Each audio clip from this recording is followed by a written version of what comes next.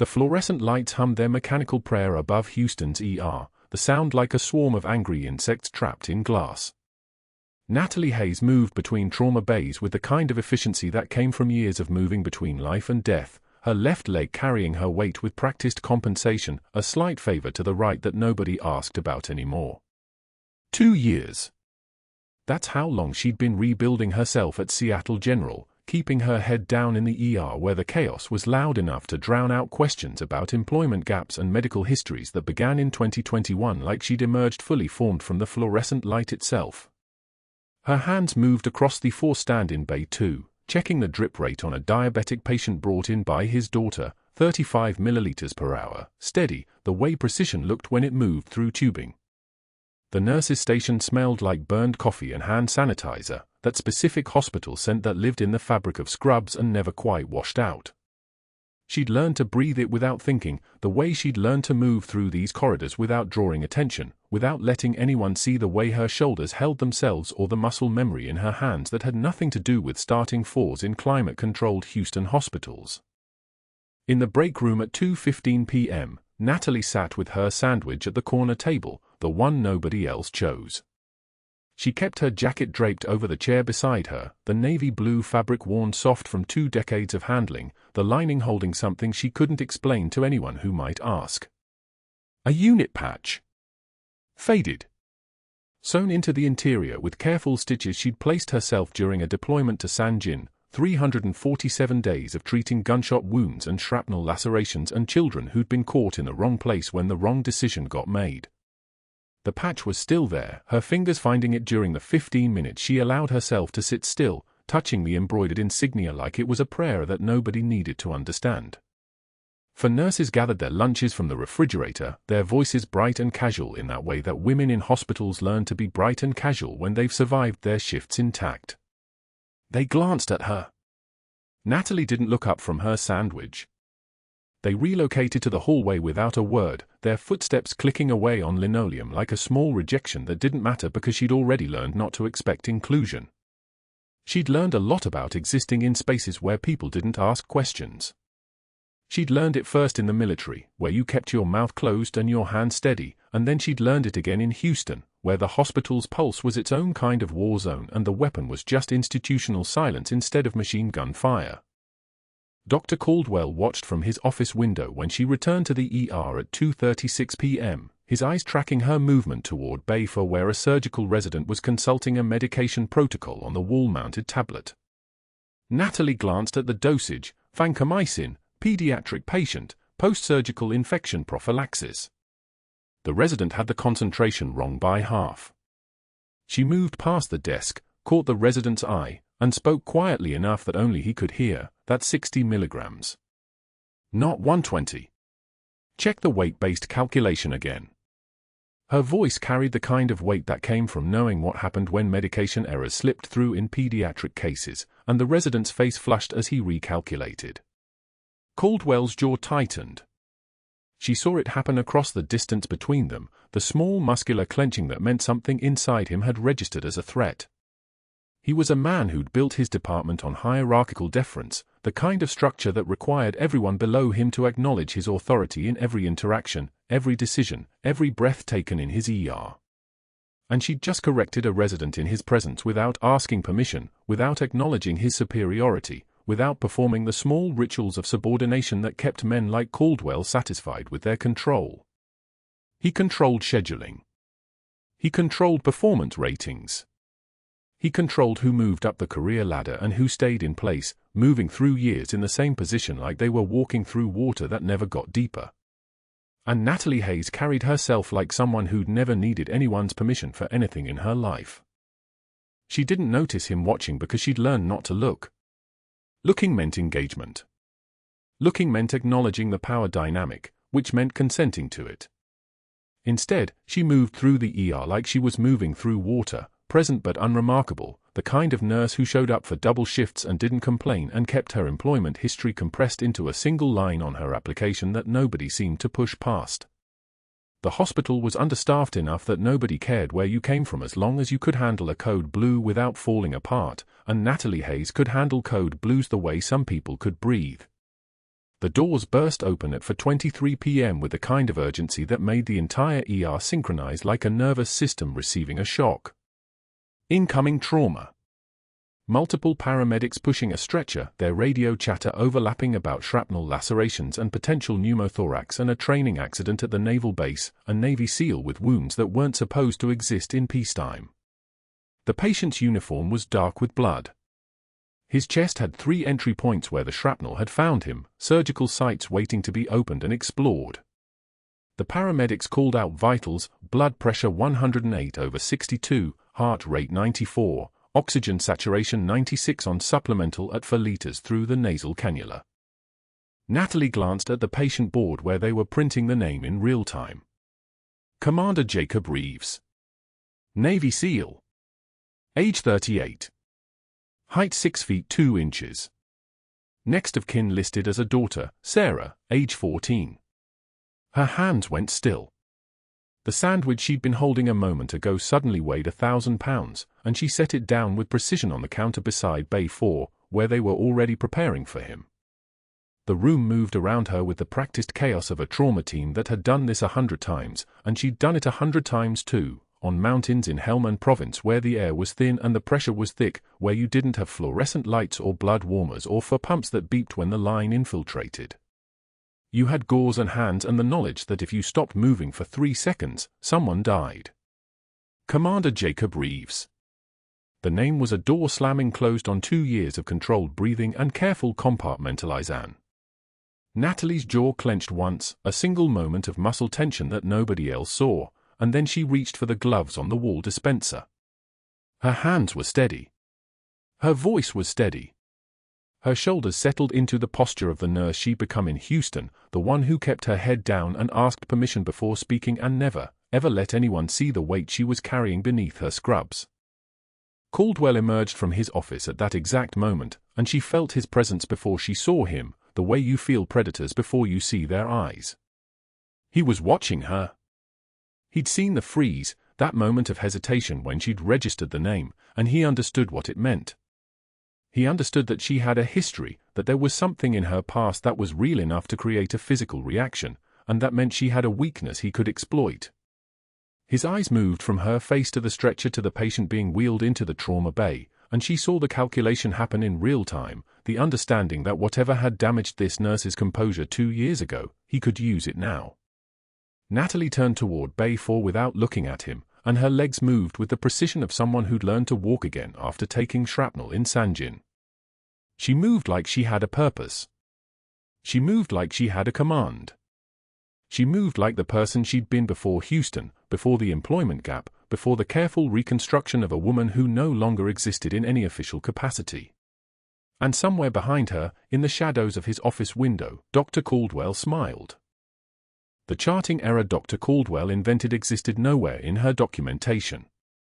Natalie knew this the moment he appeared at the nurse's station at 6:15 in the morning, 2 residents and a physician trailing behind him like remoras following a shark. He held her notes from Commander Reeves' intake, pages he'd pulled from the chart sometime after midnight, his finger stabbing at perfectly legible handwriting. "Hayes, your charting is sloppy. Again." His voice carried across the station, calibrated for maximum audience. The residents avoided her eyes. "Maybe you're not cut out for the pace here. Some people just don't have what it takes." She looked at the notes. Every vital sign recorded. Every medication documented with time stamps.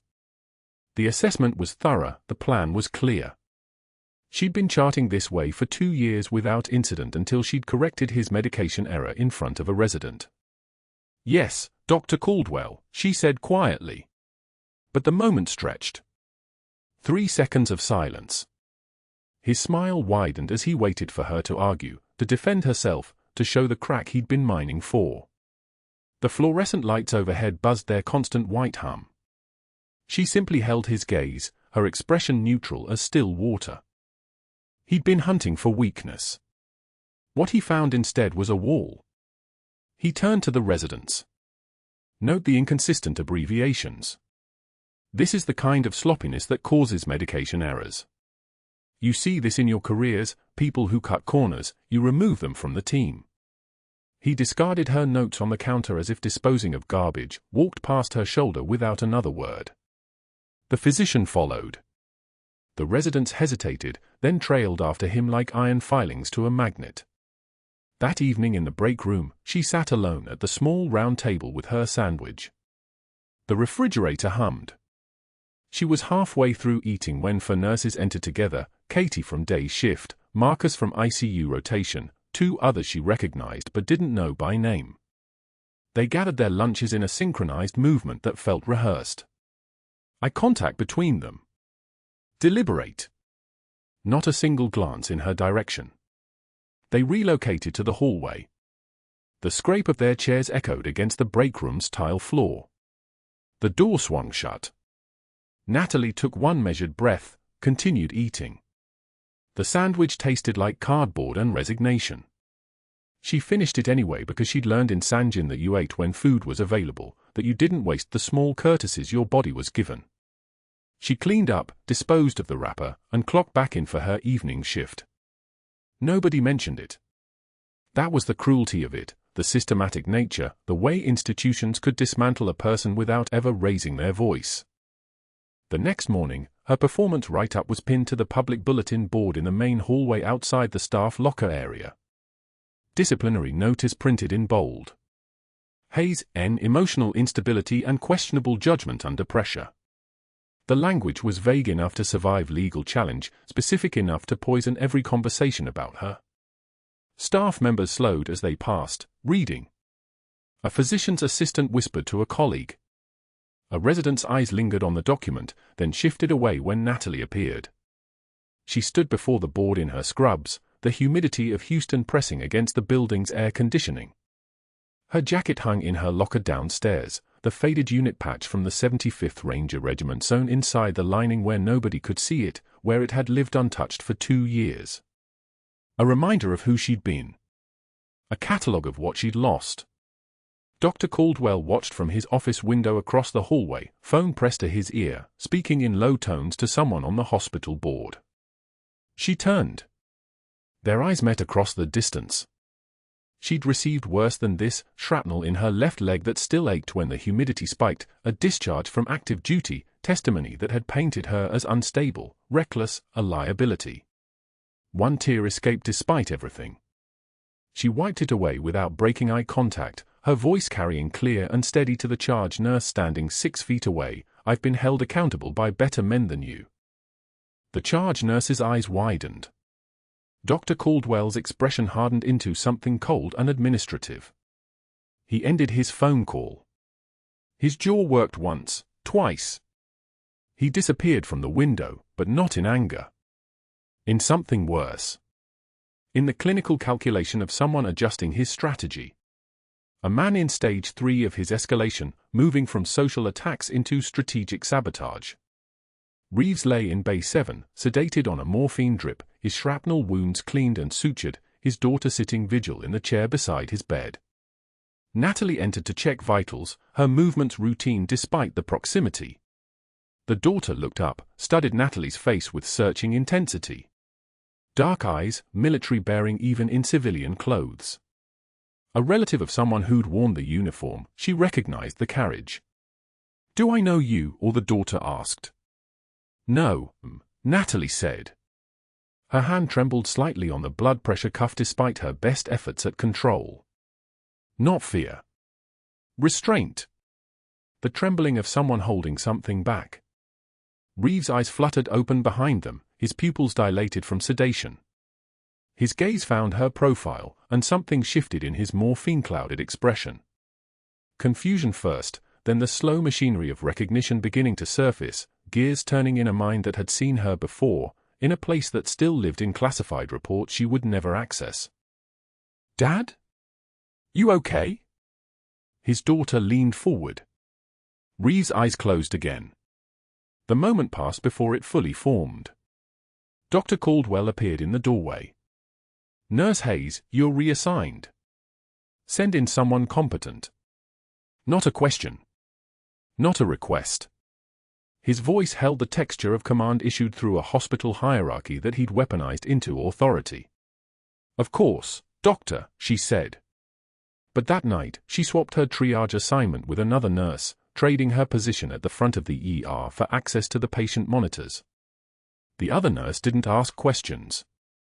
She simply nodded, recognizing in Natalie something that transcended the official narrative Dr. Caldwell was constructing.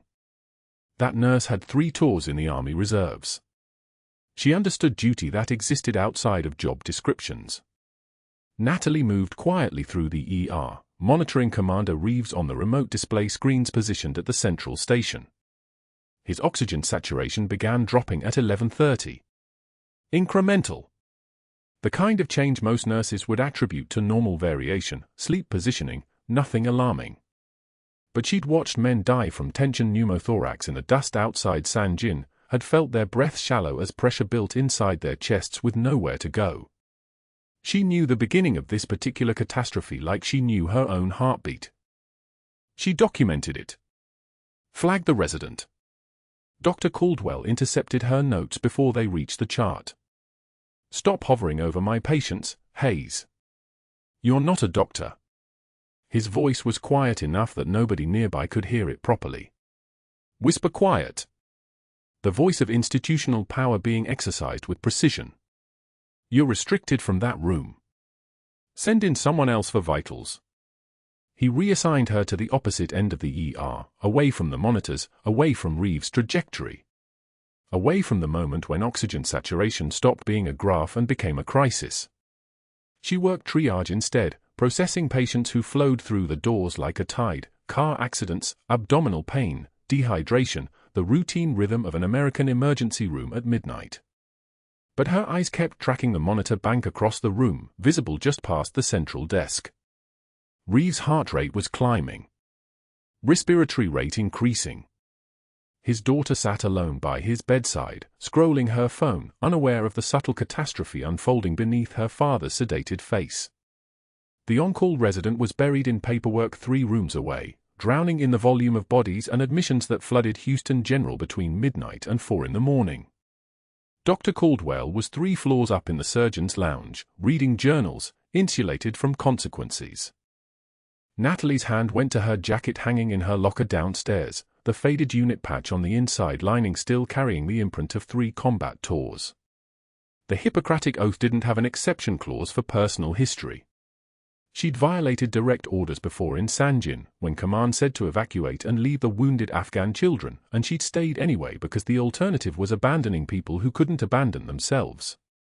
That decision had cost her rank, her career, her position in the world. She'd been court-martialed by the man lying sedated 50 feet away. The monitor alarm started as a low beep. Reeves' oxygen saturation plummeted from 85 to 72 in seconds. His daughter stood, confused, reaching for the call button. Natalie was already moving. The daughter's hand trembled on the call button, her finger hovering an inch away. Natalie was already moving, her scrub shoes barely making sound on the linoleum as she crossed the threshold into Reeves' Bay. What greeted her stopped time for exactly 1 breath. His lips were blue. Not pale. Not dusky. True cyanotic blue, the color of oxygen deprivation, the color Natalie had seen in Sanjin when shrapnel tore through a corpsman's lung and there was no medevac bird within 30 clicks. Reeves' chest wall moved wrong, the right side rising while the left stayed still, asymmetrical breathing, the body's betrayal of itself. His oxygen saturation glowed red on the monitor, 64. Then 62. Then 60. Tension pneumothorax. Air was building pressure inside his chest cavity, compressing his lung like a fist slowly closing. Every breath he took was forcing more air into a space with nowhere to go. Slow strangulation from the inside. Call a code, Natalie said. The daughter looked at her, confusion blooming across her face. What? His numbers were stable an hour ago, I don't. Now. Natalie's voice had changed. The apologetic lilt was gone. What came out was the command tone of someone accustomed to being obeyed, the voice of a major speaking to a lieutenant. Get back to the door. Don't let anyone block the stretcher. The code button gleamed red on the wall beside Reeves' bed. Natalie pressed it and the hospital's mechanical nervous system activated. The overhead intercom crackled with code blue, Bay 12, code blue, Bay 12, and within seconds the percussion of urgency began, footsteps converging, equipment carts rolling, the sound of organized chaos that was only organized because everyone knew their place. The on-call resident burst through the curtain, Dr. Patterson, a second year who had the kind of face that still looked surprised by blood. His eyes went from Reeves to the monitor to Natalie's face, and she watched the calculation happen in real time, recognition of crisis, panic rising like floodwater. His SATs are tanking, he said. The words came out too high. We need to page Dr. Caldwell, we need him to intubate, we need. There's no time, Natalie said. She was already moving to the crash cart, the mobile steel column of every emergency drug and device the ER kept ready.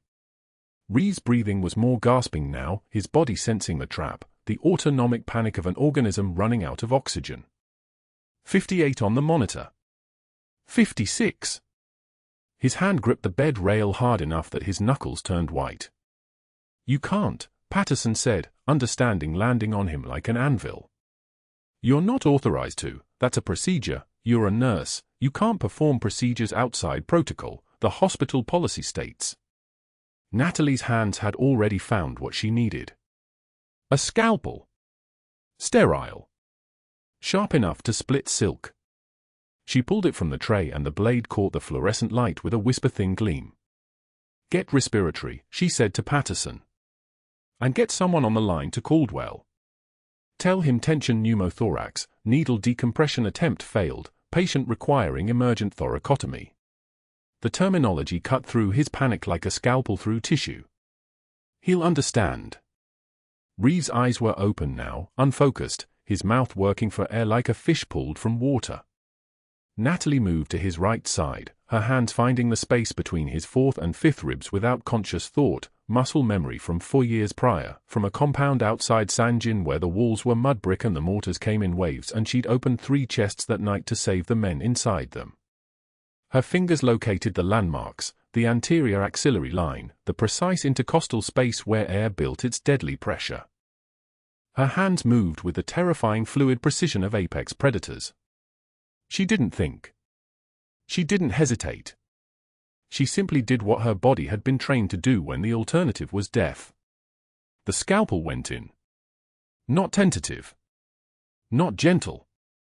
A 4-inch incision deep enough to penetrate the chest wall, and the sound that followed was one Natalie had heard exactly 11 times before in her life, the hiss of air escaping, pressure releasing, a patient's body exhaling relief in a sound that wasn't quite a breath. Reeves gasped, a real gasp now, oxygen finally finding its way into the space his lung needed to expand. The alarms began their descent, 62, 64, 66. Climbing. The blue was leaving his lips. 68, the cardiac monitor announced in its electronic monotone. Oxygen saturation improving. Sinus rhythm. Reeves' eyes found Natalie's face. They locked there, and she saw the moment recognition struck him like electricity.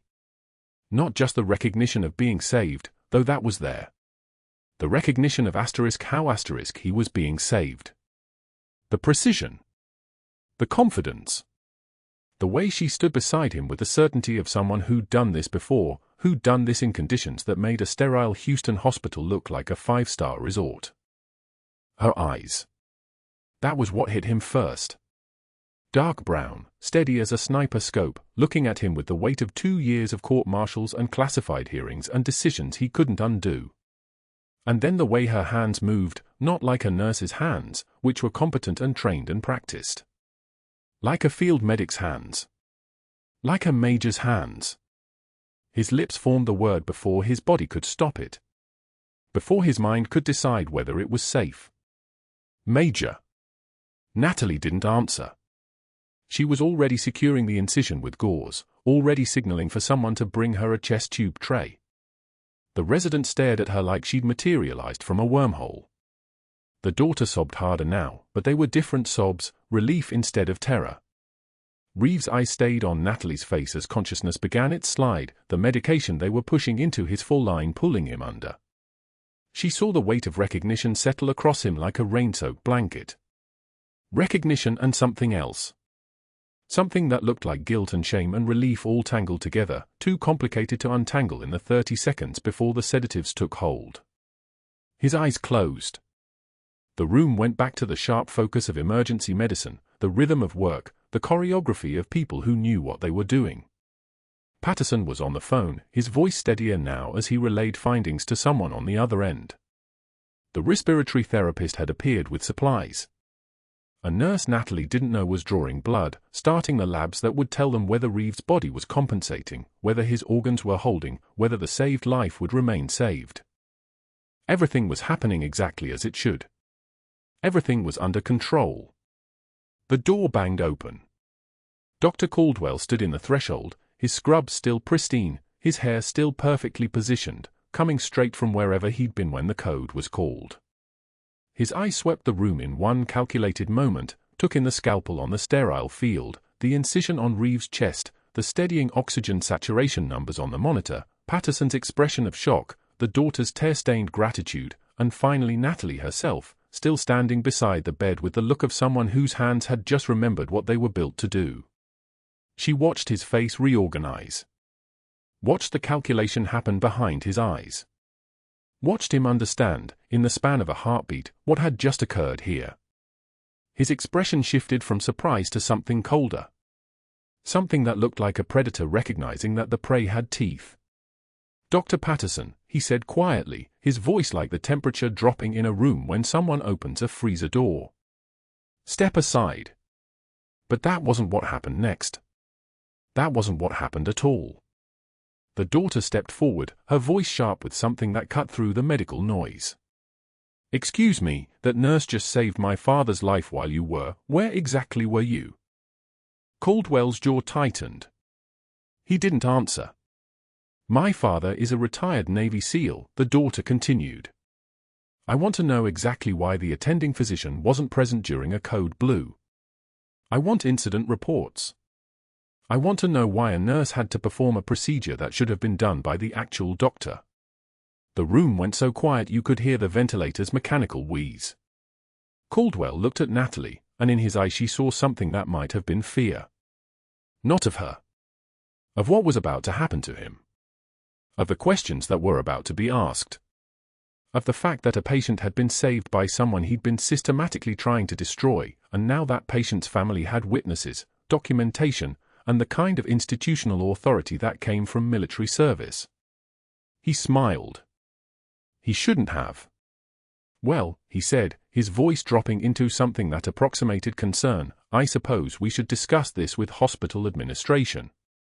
Perhaps some retraining." "No," Natalie said. Her voice cut through his words like a scalpel through tissue. Patterson actually stepped back. The daughter's breath caught. "That patient received the standard of care that situation demanded," Natalie continued. Her words were measured, precise, the kind of statement that got entered into medical records and never came out. The procedure was indicated. The patient's life was in immediate danger. "I executed the intervention within scope of emergency nursing protocol." She wasn't lying. She was speaking with the authority of someone who knew exactly what scope of practice entailed, because she'd spent for years learning it in a place where the only rule was keeping people alive. "Oxygen saturation now 74, Patterson said quietly, his voice steadying as he reported the numbers, and climbing toward 80. Caldwell opened his mouth. Closed it. His eyes went from Natalie to Reeves to the monitor to the daughter, watching all of it process through his calculations, watching him realize that this was no longer a simple matter of professional hierarchy and institutional power. "I need to make some calls," he said finally, and the words came out stiff, the politeness a mask that had slipped slightly to show the machinery underneath. He turned and walked out. The room exhaled. Not all at once. Slowly. A collective breath that no one quite realized they'd been holding. "Thank you," Reeves' daughter said to Natalie, her voice raw. "Thank you so much." Natalie nodded, checking the incision one more time, confirming the chest wall's movement was symmetrical again, balanced, the body restored to its rightful mechanics. Reeves' oxygen was climbing toward the 80s now. Stable. His sinus rhythm steady on the monitor. She had no idea what was about to walk through those hospital doors in exactly 3 days. The monitor's alarm screamed like a siren pulled from a nightmare. Natalie was halfway down the hallway when her ears registered the pattern, not the steady beep of a living heart, but the chaotic wail of a system in collapse. She didn't run. Runners telegraphed panic. She moved with the terrifying fluid precision of someone who'd made this walk 1,000 times before, her shoes finding the seams in the tile floor as muscle memory took over what her conscious mind had already decided. The 4th night shift. The 4th time she'd stood over Commander Reeves' bed and felt the weight of history pressing down on her sternum like a physical thing. His door swung open without resistance. The on-call resident stood frozen 3 feet from the bedside, his face the color of old surgical gloves, his eyes locked on the monitor screen where Reeves' chest wall moved in asymmetrical waves, one side rising, one side staying flat like a broken metronome. Reeves' lips were turning blue. The kind of blue you only saw in the worst moments, the kind that meant minutes, not hours. Tension pneumothorax. Air trapped in the pleural space between his lung and chest wall, collapsing the right side, crushing the heart, suffocating him from the inside out while his blood pressure hemorrhaged toward shock. "Step back," Natalie said to the resident. Not a question. Not polite. His mouth opened. Closed.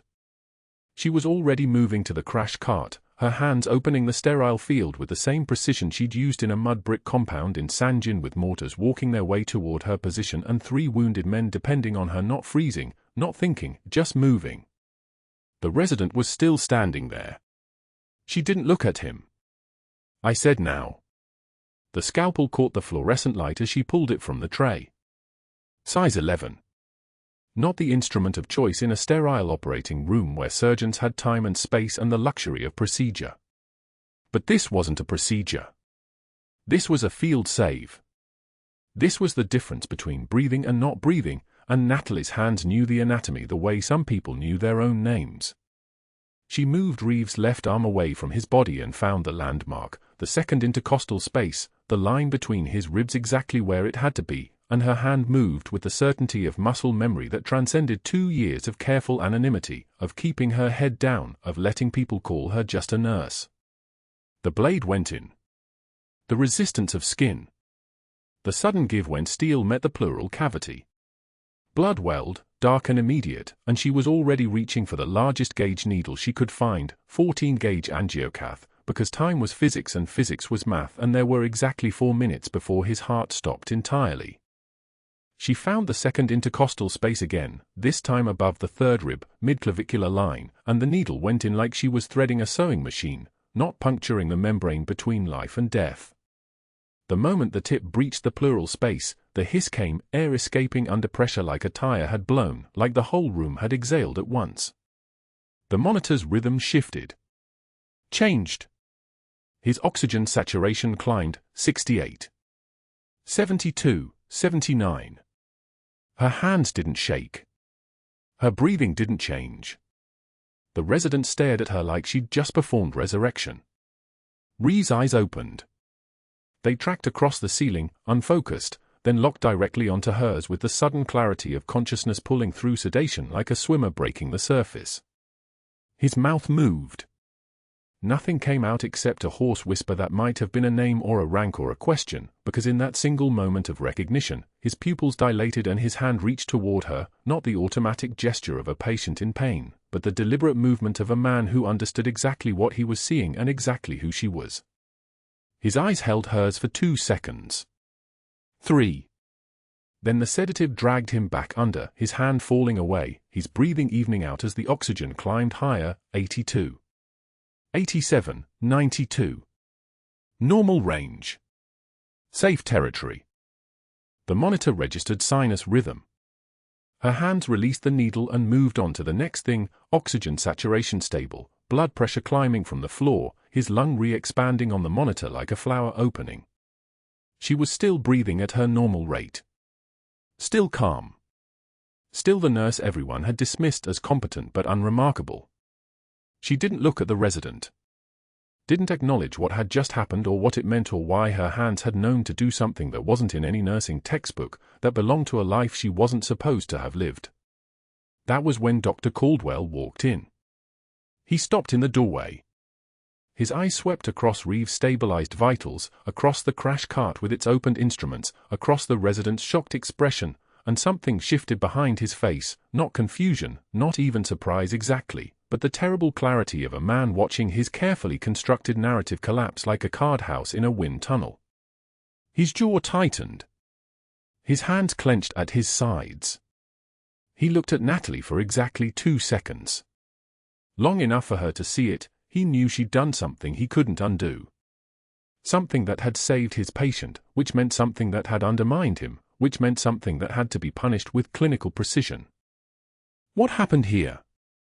His voice was quiet. The worst kind of quiet, the kind that preceded the worst kind of decisions. Tension pneumothorax. Natalie's voice didn't change pitch. Needle decompression. Vital stabilizing. He turned to the resident. Come with me. They left, and Natalie remained at Reeves' bedside, monitoring the continuous flow of oxygen into his system, checking the placement of the needle, adjusting the flow rate. Her hands were steady as a surgical laser because they had to be. Because somewhere in the next 3 minutes, Dr. Caldwell would be pulling the resident into an empty hallway and explaining how what they'd witnessed wasn't salvation, it was violation. It was a nurse practicing medicine. It was chaos introduced into his carefully ordered world. It was a problem that required solutions. By the time Natalie finished her charting, Reeves was stable, his vitals climbing toward the green zone, his chest rising and falling with the mechanical precision of assisted breathing. She didn't know that the resident was already being led away from the ER, that Dr. Caldwell's phone was already dialing the first of 2 board members he played golf with every Thursday, that an incident report was being typed in the administrator's office with the careful language of betrayal, unauthorized emergency procedure performed without physician oversight. Scope of practice violation. Patient outcome fortuitous but protocol breach cannot be overlooked. She only knew that when she finished her shift 6 hours later and walked past Dr. Caldwell's office, he was standing at his window with his arms crossed, watching her with the expression of a man who'd already decided how this story ended. She took one measured breath and didn't look back. Didn't give him the satisfaction of seeing fear. Didn't let the mask slip, not even as she felt the weight of what she'd just done settling across her shoulders like a coat made of lead. By morning, security would be waiting at her locker. By afternoon, her badge would be deactivated. By tomorrow, her employment record would read, terminated for cause, performing procedures outside licensure scope. But that night, walking to her car in the parking garage where the fluorescent lights cast everything in the color of old bones, Natalie had no idea that 3 days from now, the life she'd buried so carefully would come roaring back. She had no idea that a man in a hospital bed was already asking his daughter for a phone. She had no idea that the unit patch sewn into her jacket, the faded fabric with its embroidered Ranger tab still visible if you knew where to look, was about to become the most important piece of evidence in a story that wasn't over yet. It was only just beginning. Dr. Caldwell made 3 phone calls before 9 a.m., his office door closed, his voice dropping to the register of a man protecting something. The golf foursome board members listened in the static of expensive silence. He didn't mention the emergency thoracotomy. He mentioned protocol violations. Scope of practice. Liability exposure. Uncontrolled personnel. By the time he hung up the 3rd call, 2 board members had already agreed the nurse was a liability that needed containing. The witness, though. The on-call resident who'd frozen at the chest tube. That required strategy. By 10 a.m., the resident's schedule changed. Night shifts. ICU. The kind of rotation that meant no overlapping testimony, no casual conversations with colleagues about what he'd actually seen in Trauma Bay 4. Caldwell knew how institutions worked. How information moved. How silence could be purchased with reassignment paperwork and a promise that obedience would be remembered during performance reviews. The resident accepted the ICU posting without argument. He understood the transaction. Security arrived at 6 a.m. the next morning, before shift change. Two officers in dark uniforms, their presence making nurses pause at their stations and avert their eyes. Natalie's badge was deactivated with an audible click, the kind of sound that echoes through a career. Her locker was emptied into a cardboard box by someone in administrative who'd never met her, clothing and personal items folded with the efficiency of someone processing a termination. Her trauma shears went in first. Then her old water bottle with the Army Nurse Corps insignia worn nearly invisible from use. The box was sealed with clear tape that sounded like tearing skin when they applied it. She carried it to her car in the parking garage, the concrete space smelling like diesel and cold metal. The box weighed almost nothing. That was the strange part, everything she'd been for 2 years of rebuilding, fitting into something a person could carry in both hands. She set it on the passenger seat where her old jacket hung, the fabric faded nearly grey, the 75th Ranger Regiment unit patch still visible if you knew where to look. The patch that had been her whole identity once. The patch she'd hidden in the jacket lining when she'd become someone else. She turned the key. The engine didn't catch. Again. Nothing. The car was 3 years old, well maintained, and would not start. Natalie sat in the sudden silence of the garage, the only sound the air conditioning clicking off inside the vehicle. Her hands, which had been steady through emergency procedures and public humiliation alike, finally began to shake. Not from fear. From the specific trembling that comes after adrenaline releases its grip on your nervous system. From the weight of doors closing. The sound of her own breathing filled the car like someone was holding her underwater. 3 days later, the hospital administrator was reviewing routine background checks at his desk when the system flagged a file. Natalie Hayes. The flag wasn't routine. The flag was red, classified level red, the kind of security alert that meant federal involvement. The system required verification with the Department of Defense. The administrator's coffee went cold while he read the attached notice twice. He called an emergency meeting. Commander Reeves' daughter arrived first, stone-faced in the administrator's office, her uniform sharp enough to cut, her presence carrying the weight of someone used to command structures. She didn't sit. "That woman you fired," Sarah Reeves said, her voice level as a rifle scope, "is Major Natalie Hayes. 75th Ranger Regiment. Combat medic. Decorated." The HR nurse opened the file with trembling hands. Her voice wavered as she read. Bronze Star with Valor. Purple Heart. Deployments to Sanjin, Helm and Province. Medical discharge, 2021. Each line landed like a breach in the world everyone had constructed. The quiet nurse who'd accepted condescension. The woman who'd followed orders. The person they'd fired. Major. Commander Reeves appeared in the doorway in his wheelchair, his daughter's hand on his shoulder, his jaw tight as a clamped artery. His voice when he spoke was the kind of quiet that comes from having screamed orders over gunfire. "You fired the best medic I've ever served with. You fired the woman who saved my life. And you fired her because she actually knew how to do her job." He moved closer, the wheelchair's wheels silent on the carpet. "Major Hayes has 2 silver stars. She personally saved 11 lives the night I made the worst call of my career in Sanjin Valley. 3 of those lives were Afghan children we weren't supposed to be treating. I court-martialed her because I needed someone to blame for my own failure. She accepted discharge rather than fight it. She gave up everything rather than let it come out that I'd ordered us to treat those children. She took the fall for me." The silence in the office was so thick you could operate in it. "I've spent 2 years," Reeves continued, "trying to find her to tell her I was wrong. And you were firing her for saving my life again." That night, at 3 a.m., the security office log showed Dr. Caldwell's administrative badge accessing the server room. He was gone by 3:23. The hallway footage from Trauma Bay for on the night of the emergency, all of it deleted from the main system, the timestamps methodical and deliberate. But Marcus Chen, the hospital IT specialist and Marine Corps veteran with 8 years in signals intelligence, arrived for his 5 a.m. shift. He ran the routine backup verification. He found the deletion attempts flagged in the recovery system. Chen recovered every frame to a flash drive, every second of footage showing Major Hayes' hands moving with field medic precision, the on-call resident's paralysis visible in every frozen moment, and Dr. Caldwell's absence from the critical minutes when it mattered. Chen documented the deletion attempt with timestamps and badge access logs, then walked directly to the administrator's office without using his break. By noon, FBI agents were in the building. Federal security clearances triggered federal investigation.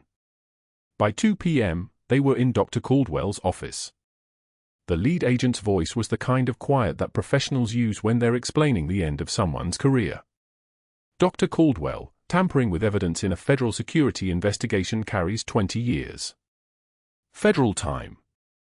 Felony conviction. You'll register as a convicted felon for the rest of your life. Caldwell's face went ash-white.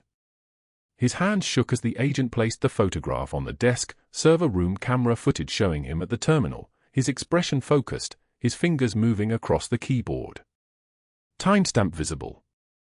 Everything visible. You were recorded deleting the recordings, the agent said. It wasn't a question. By end of business, 2 board members resigned. By end of the week, the medical board opened an ethics investigation. Caldwell's privileges were suspended pending review. His office was sealed. His golf foursome stopped returning his calls. 6 months later, someone sent Natalie a photograph anonymously. She studied it for 3 seconds, Dr. Caldwell sitting at a folding table in a strip mall insurance agency, a handwritten, "Ask me about rates" sign propped beside him, his expression hollow as a spent shell casing. She deleted the image without zooming in. She was too busy reviewing discharge orders for the pediatric trauma patient in Bay 4. Seattle General looked different now, same fluorescent lights, same antiseptic smell cutting through the air like a surgical blade, but the atmosphere had transformed. Her office door read Major Natalie Hayes, MD Trauma Coordinator. The Silver Star citation hung framed in the main lobby with a plaque, in honor of those who serve in uniform and continue serving in scrubs. Her unit patch, finally removed from her jacket lining, sat in a shadow box on her office wall beside a photograph of her old team in Sanjin. 19 faces. 8 gone. All of them heroes in the way that heroes never ask to be. Commander Reeves visited monthly for follow-up appointments, always requesting her personally. Their conversations had evolved from professional check-ins into something like reconciliation, the kind of healing that only happens when 2 people stop hiding from what they did to each other and start acknowledging what they'd both survived. Marcus Chen stopped by her office with coffee, their veteran-to-veteran nods requiring no words at all. In the break room, 4 nurses sat at her table now, swapping stories from their shifts, and when one asked about the limp, Natalie told them. Not everything. But enough. Enough to make them understand why she moved the way she did. Enough to explain the scars. Her hands moved across the patient's arm now, the 4 lines sliding in with the precision of someone who'd done it in conditions most people couldn't imagine. Pressure applied. Tape secured. The line was in, blood return confirmed. O2 climbing.